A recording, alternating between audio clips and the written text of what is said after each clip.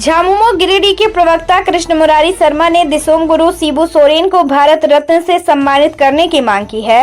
उन्होंने कहा कि शिबू सोरेन भारत रत्न के हकदार है, जो उन्हें जीवन काल में ही मिल जाना चाहिए था।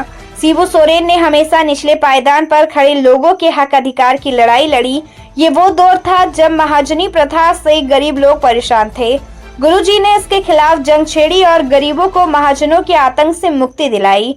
जिस दौर में शिबू सोरेन ने गरीबों मजलूमों की आवाज बुलंद की, उस वक्त महाजन व जमींदार लोग चंद पैसों के एवज में गरीब किसानों की जमीनें रजिस्ट्री ऑफिस में कटकेवाला करवा लेते थे।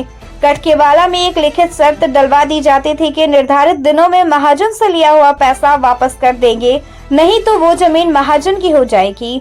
गरीब किसान समय पर पैसा वापस नहीं कर पाते थे और वो जमीन महाजन ले लेता था।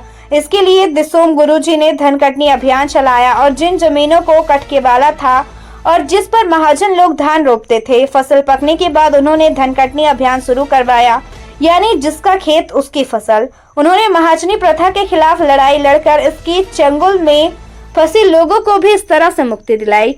श्री शर्मा ने कहा कि अशिक्षा के खिलाफ भी गुरुजी ने लड़ाई लड़ी।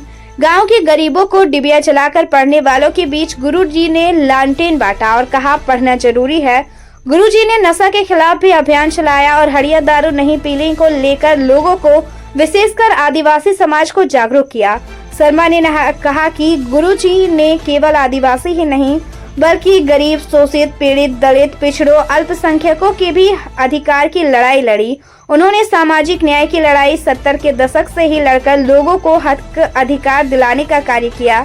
झारखंड अलग राज्य निर्माण की लड़ाई लड़ी। अंततः 2000 ईस्वी में झारखंड का गठन हुआ।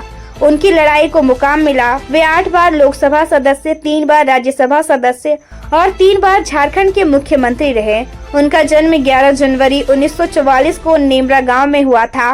नेमरा गांव आज इतिहास के पन्नों में अमर हो गया। विगत 4 अगस्त 2025 को उनका निधन हो गया। भारत सरकार को उन्हें मरणोपरांत भारत रत्न से सम्मानित करना चाहिए। वे भारत रत्न के हकदार हैं।